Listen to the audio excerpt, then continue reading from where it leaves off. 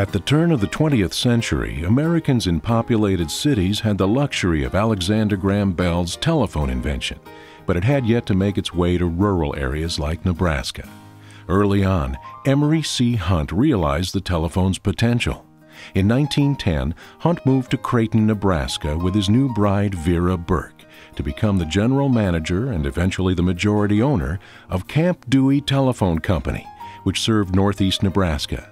Hunt's move launched a legacy in the Nebraska communications industry that continues today. Well, my grandfather, E.C. Hunt, was a brilliant man, I consider. The fact that he had only an 8th grade education, but yet was able to do the things that he did in terms of inventing for certain things in telephony. He showed a keen aptitude for technology at a very young age. E.C. was a great role model for all of us. He was honest to the day is long. The favorite story that I really remember about E.C. was during the 30s, and he was trying to keep phones in every home that he could. And of course the farmers were really having trouble, and the city people were too. E.C. would take anything on trade for a telephone bill that he could. He'd take eggs, he'd take corn, he'd take wheat, he'd take hogs, he'd take, I suppose, cattle, and he would sell them. And if he made any money on that transaction, all he kept was what he was owed for telephone service. And if there was any profit made on the commodity that he sold, it went right back to the farmer or the merchant or whomever to go in their pocket. My grandfather, E.C., did tell me one thing, and I heard it many times over and over. It was kind of one of his favorite little sayings. And he said, "You can catch more flies with honey than you can with vinegar." And he said, "You can't have too many friends, but you sure can't have too many enemies." So I remember that a lot. And, you know, if you get into a confrontational situation, you just get the honey out and forget the vinegar. It works. Committed to the town of Blair, E.C. Hunt wanted to consolidate the town's 2 telephone companies into one. One of the 2 companies in the deal, Bell Telephone, was impressed by E.C.'s vision. They were so impressed by what he had done, or also saw the value in the town of Blair, they offered him $25,000 for the assets that he had just purchased. He immediately said no. He said that he had promised everybody in the town of Blair that he was purchasing it for personal reasons. They immediately turned back and said, "Well, we'll double our offer for $50,000. And in 1926, $50,000 was a lot of money. He said nope. He had told everybody that he had purchased this for his own asset and his own personal interest, and decided to make it one phone company. At that point, Blair was his shining jewel in his crown.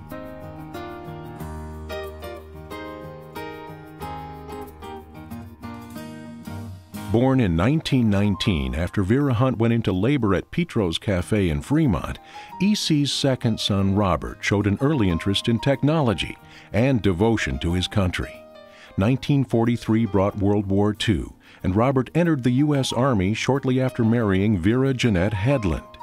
He returned home to his wife and their young daughter Gail, also returning to work at the Hunt Telephone Properties headquarters in Blair, where his engineering skills became an asset to the family's company. In 1948, Robert and Jeanette welcomed their second daughter, Robley. My father, Robert C. Hunt, was a very technology-oriented person. It was said of him that if you ask him what time it is, he will tell you how a watch is made. He loved to explain things. He always had 4 or 5 pencils in his pocket, and at the drop of a hat would be happy to explain things to you and write them out. And until the day he died, he was explaining things to me about XY switching, which I really didn't care about, but I always heard about it anyway. He read the encyclopedia for pleasure every day. So he was constantly learning, believed that it was important to learn something new every day. And until the day he died, he was a very strong force in our lives. He was kind of more of an engineer than anything else, and so if something went wrong with a switchboard somewhere, any time of the day or night, he would get up and get in the car and drive to wherever it was he had to be and fix the problem. Bob had shown me through his whole life in the business and in his personal life that there was a tremendous strength in having the power of conviction and the willingness to express it. And I think that that probably is more important today than any other message that I received from Bob. And again, it wasn't spoken to me, but it's the way I watched him live his life. Everything he did was driven by his beliefs and his values of providing a good service, of providing an affordable service, of dealing fairly with everyone.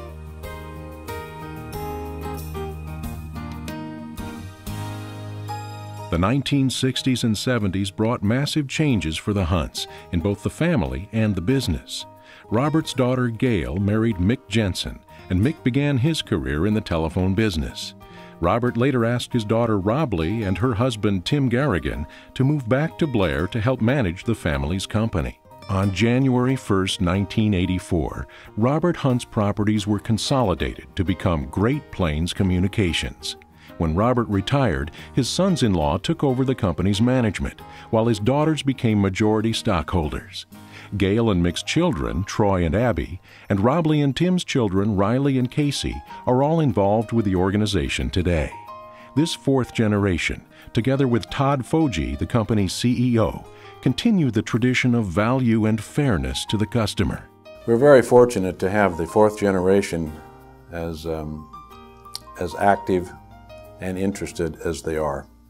And I believe that we have some of the same attributes in those four adults that Bob and Emery, EC, exhibited back in their days in the industries. They recognize that not everybody has to have the same role for it to be successful. Everybody has to have the same vision. And they work very well together in addressing what the vision of this company will be for the next generations to come. My hope is that this eventually gets passed down to a fifth generation. We have 4 grandsons right now. Casey has 2 boys and my son Troy has 2 boys. It's very rare for companies to reach fourth generation. Fewer yet reach 100 years. I can't tell you how proud I am to be representing the fourth generation and to help carry Great Plains Communications into the future.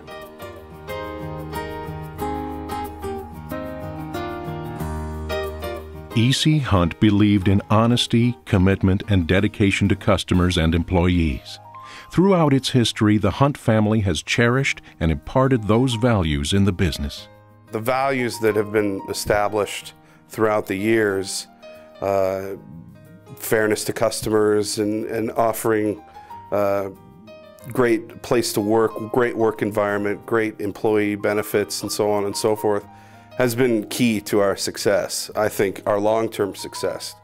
And we need to continue that as future generation owners of this company to maintain those values that have been passed down for generations to generations.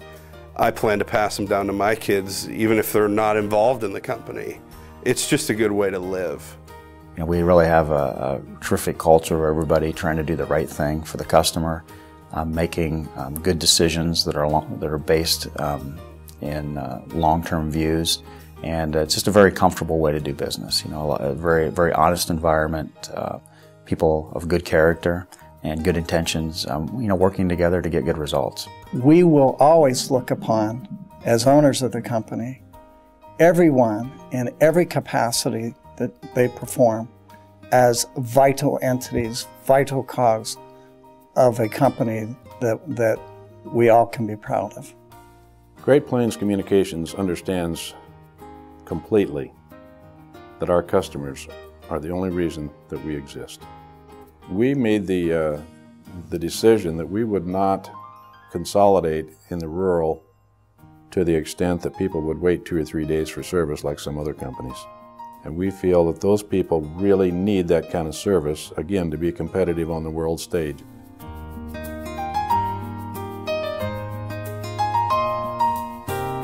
E.C. Hunt's philosophy, "Our first priority is the communities we serve," continues to guide Great Plains Communications into the future.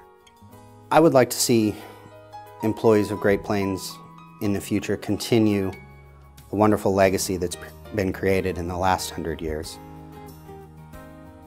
Without the employees, Great Plains wouldn't be where it is today, and I can't thank them enough for all they've given. The undying commitment to customer service, to community involvement, to being the best people we can be. We provide outstanding service, we'll continue to provide outstanding service, but along with that outstanding service, you have to have the latest in technology. And so we will be striving to meet that goal, because that is the key to success. I see the future of Great Plains as limitless. We've got a lot of assets in the ground that we can utilize to offer new services, new technology, and really be able to grow this company into the future. For our future, I see us continuing to be committed to the relationships, the people aspect of our business, certainly as it relates to employees, but also, most importantly, the customers. We intend to continue to have very capable technicians in the field serving those customers. We see that as our greatest competitive advantage, something that a competitor will never be able to replicate. And so we're going to continue our commitment to having people living in our communities, serving our communities, not only as internet or broadband or voice or video technicians, but also as firemen and EMTs and city council members and mayors, and contributing to our communities in those ways as well.